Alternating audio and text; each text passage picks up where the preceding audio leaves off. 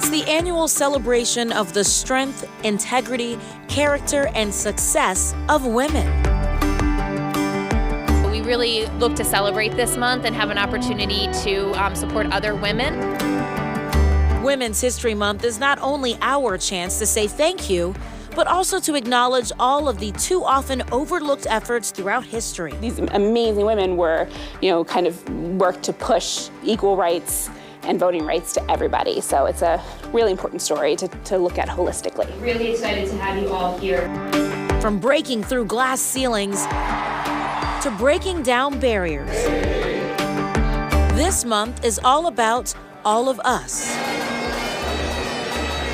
I remember on that first day saying to myself, this is why I did this.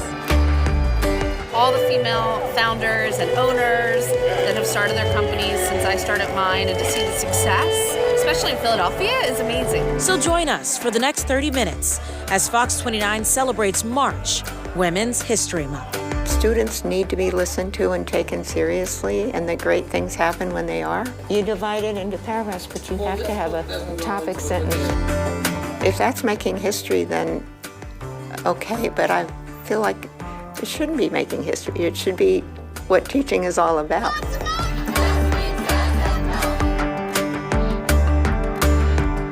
Happy Women's History Month, and thank you for joining the celebration. I'm Sheba Russell.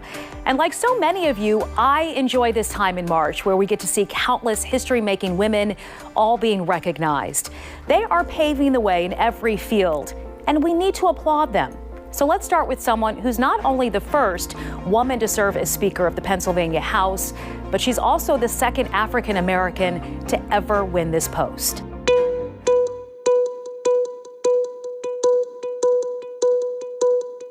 The day I took the oath of office, it really felt like I was living a dream. People taking pictures and hugging me. And I'm like, is this real? It wasn't until that Wednesday that I'm like, girl, you're the Speaker. It's real. It wasn't a dream. I, Joanna Elizabeth McClinton, do solemnly swear. The Honorable Joanna McClinton, the newly elected Pennsylvania Speaker of the House, says it's all still sinking in just how much it means in 2023 to be the first woman to ever serve in her current position. So being the first woman Speaker of the House means progress. It means change. And most importantly, it means opportunity for so many other women who will follow me. She's also only the second African American to hold the Speaker's gavel. Can I try it out? She's excited about what her position potentially means in the history books, but is very clear that she didn't get there alone. And I recognize with great humility that I would not be here without all of the women who served in the General Assembly way ahead of my time, before I was even born. Are not in alone. Making history and progress often celebrates the individual, but Speaker McClinton also believes that we have to acknowledge the institutions that are also changing and making progress. When I first ran for leadership, there had only been one Black woman to be in leadership for 4 years prior. I ran to be caucus chair. There had never been a woman to do that job. 2 years later, I ran to be leader. There had never been a woman to do that job. And here I am now as the Speaker. So it's more about what my colleagues' perspective is than it says about only what I'm doing, because I recognize I'm in this space because they gave me their vote of support, their vote of confidence. We're going to have rules that protect women. Now, make no mistake, during Women's History Month, we stop to celebrate the historic nature of this moment. But Speaker McClinton is very clear that getting there is just the first step. What you do once you're there is at least as important. I think about Shirley Chisholm. She said, if they don't give you a seat at the table, bring a folding chair. And I recognize that this is an opportunity for us to take seriously the fact that we still have unfilled seats. We still have history that hasn't been made. We still have not had women at the helm of leadership in our city, in our state, in our federal government representing Pennsylvania. So we have a lot more strides to take. So as we celebrate Pennsylvania House Speaker Joanna McClinton, we also recognize that this is still just the beginning. I am not only building in the present, but I'm building for the future. That's where I am with this. How can I be in this space in Harrisburg for more than one term? That's very important to me, because for there to be another woman to do this job, I need the opportunity to build a legacy of service and accomplishments to people. Congrats, Madam Speaker. I like the way that sounds. Still ahead, a teacher who continues to encourage young people to dream big and go after their goals.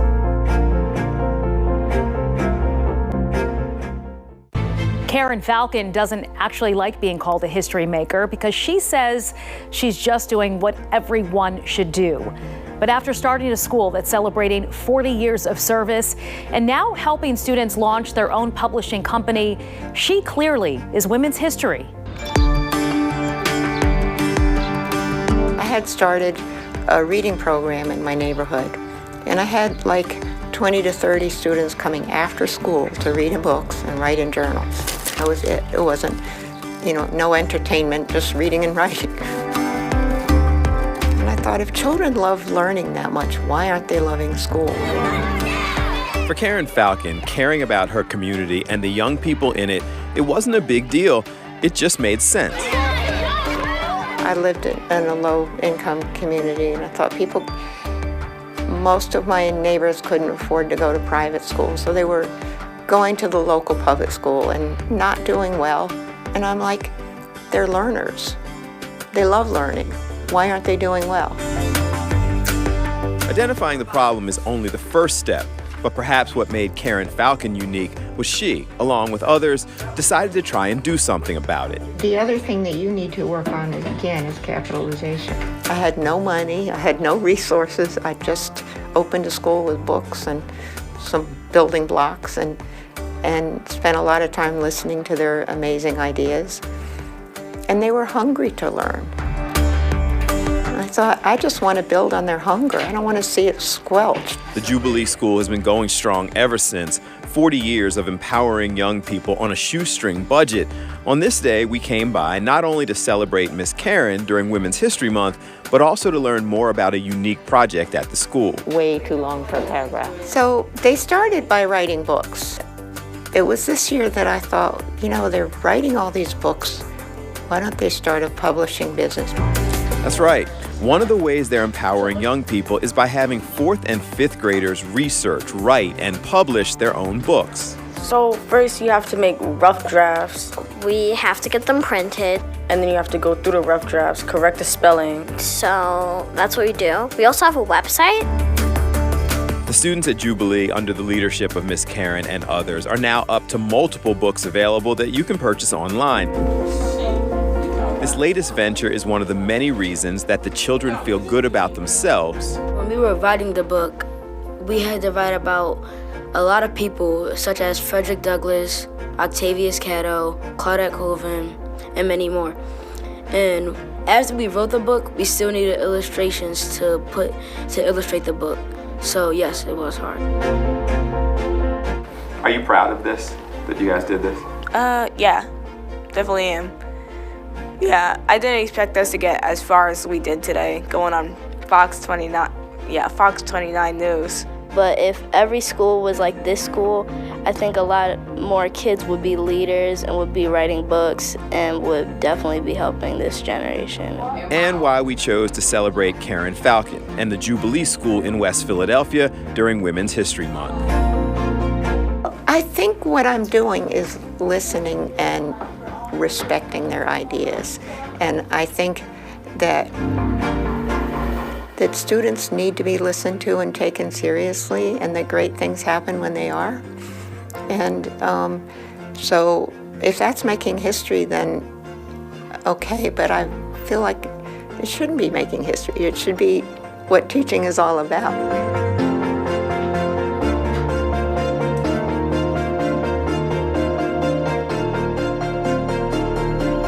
She is a smart woman, and yes, making history while being so incredibly humble. I just wanted to note here that the kids in Miss Karen's class, they were so impressive for 11 and 12-year-olds. They were more than capable of doing the interviews themselves, so we gave them a chance. Take a look here. Hi, my name is Priscilla. I'm 10 years old, and I'm currently in the Jubilee School. Hi, my name is Jayla, and I'm 12 years old. Hi, I'm Carter Hasbin. Hi, my name is Tiana. I'm 12 years old. My name's Anila, and I'm 11 years old. And I'm in the 6th grade at Jubilee School. Hi, my name is Yasir Lewis. I'm 11 years old and I'm in the 5th grade. How did you feel when we first started the publishing company? What is your process for getting things done? So how did you get the idea to write a book about Sonia Sanchez? How did this book come about? I know, but does the audience know? Can you tell me a little bit about African Sound? When they finally got their independence from slavery, then they made a town called Africa Town. We try to touch on even the small things. What are your thoughts on the Chronicles of Coastal book? I think that although this book is not already published, I think it will open a lot of people's eyes.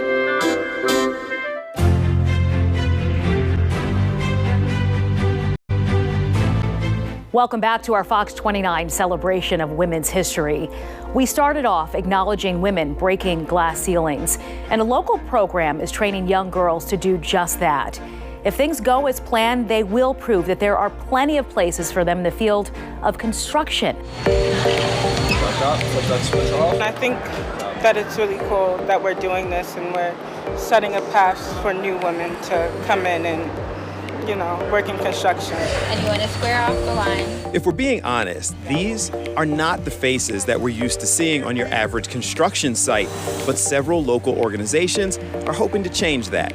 I wish I knew about this sooner, too. Yeah, because I'm 17, but they're getting young women, which is great. My dad's, he's the one that found it, and we were like, you have to do this. I know, it's just a great opportunity that they're getting women into it. Kayla and Gabby are just two of the dozens of young women attending a free construction camp looking to break down the barriers that women face entering the construction career path. This is important because it gives them an introduction. That's what really my WIC is all about, mentoring young women in construction. And it's to teach them that you raise awareness and that you can be a part of the construction industry. My WIC, or Mentoring Young Women in Construction Camp, is open throughout the summer to largely inner city young women who otherwise may lack these opportunities.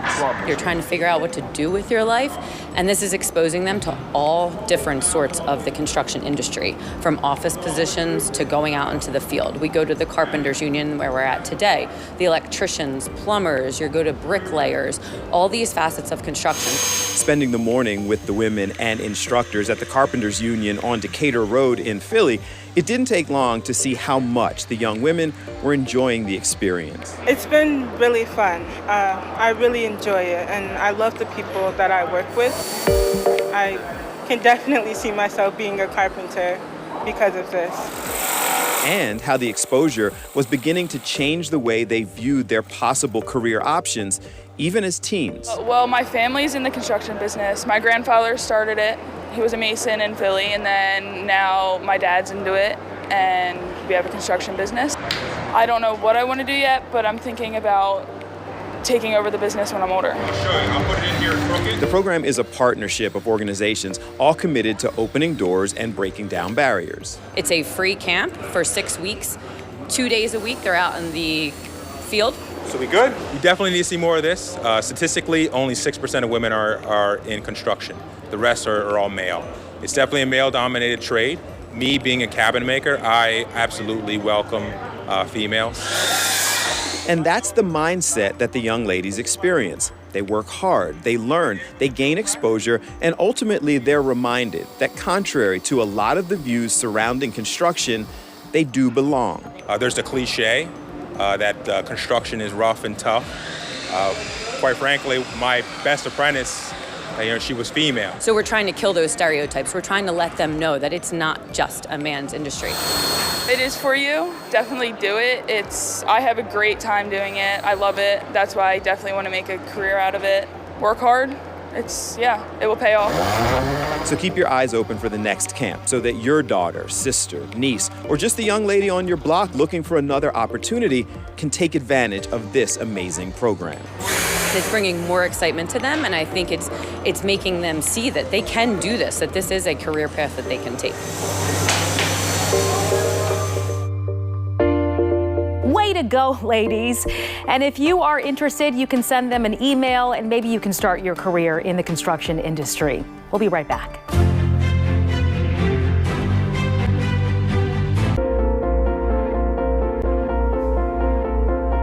Walk around our city and you cannot miss the dozens of murals, many celebrating notable women.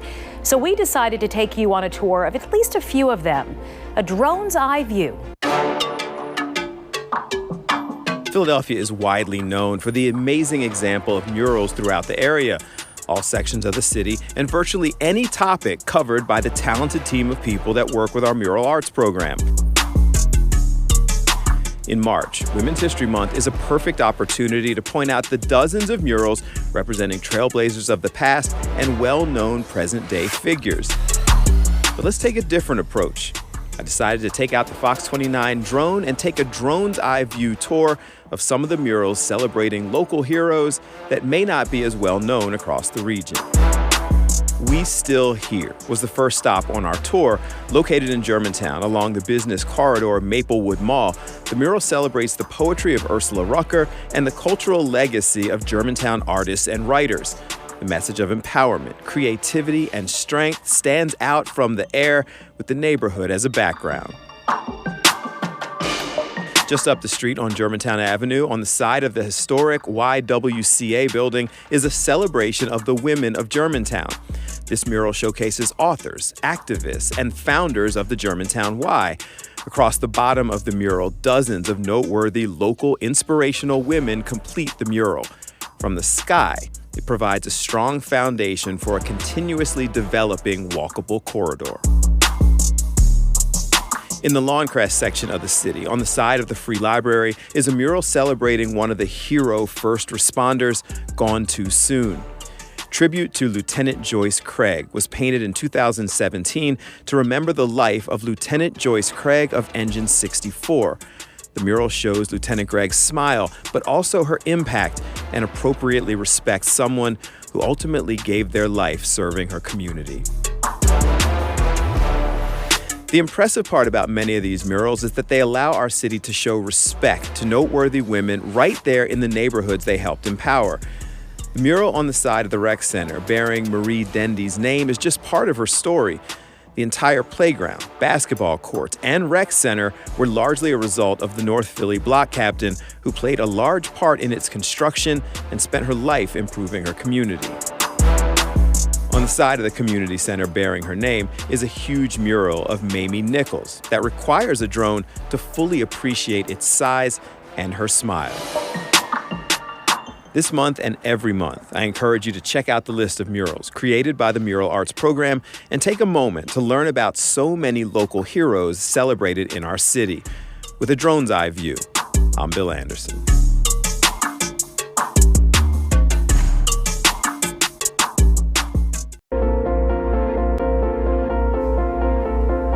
Thank you so much for joining us as we celebrate just a handful of women in our area making history.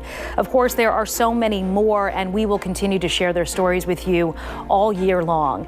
If you have any stories you think we should focus on, or if you just want to hit me up on social media, you can find me at Sheba Russell on Twitter and Instagram.